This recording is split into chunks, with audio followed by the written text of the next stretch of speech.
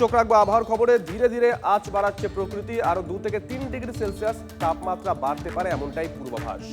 কমলেশ আমাদের সঙ্গে টেলিফোনে রয়েছেন আমাদের সহকর্মী। কমলেশ, সামনেই তো বাংলা নতুন বছর, কি বলছে আবহাওয়া দপ্তর?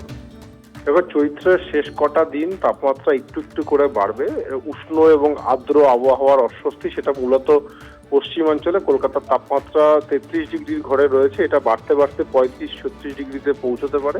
পশ্চিমাঞ্চলের তাপমাত্রা 38 ডিগ্রির কাছাকাছি পৌঁছবে, এটাই পূর্বাভাস। তবে বৈশাখের প্রথম সপ্তাহে তাপমাত্রা আরো খানিকটা বাড়বে, তাপমাত্রা এবং ভ্যাপসা গরম বাড়বে, ফলে অস্বস্তি অনেকটাই বাড়বে। বৃষ্টির সম্ভাবনা খুবই কম, ফলে বৈশাখ মাসের শুরুটা বেশ অস্বস্তিকর যাবে, এরকমই পূর্বাভাস।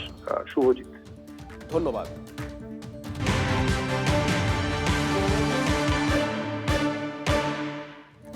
চোখ রাখবো ট্রাফিক আপডেটে। আজকে রবিবার সকালে কলকাতা যান চলাচল এখনো পর্যন্ত স্বাভাবিক, দুর্ঘটনার কোনো খবর এখনো পর্যন্ত নেই। কিন্তু আজকে কোনো জমায়েত আছে কি, কোথাও কোনো মিছিল কিছু রয়েছে? সোমার কাছ থেকে জানবো। সোমা। হ্যাঁ দেখো, শহরে আপাতত যানজটের কোনো খবর নেই বা দুর্ঘটনারও কোনো খবর নেই। তবে দেখো, শহরে কিন্তু আজ জমায়েতের খবর রয়েছে। আমরা জানি দুপুর 1টার সময় আজকে সংগ্রামী যৌথ মঞ্চের একটি বড় জমায়েত আছে, প্রায় 1000 লোক সেখানে আসতে পারে। সেই সময় হাজরা রোডে যান চলাচল নিয়ন্ত্রিত হবে।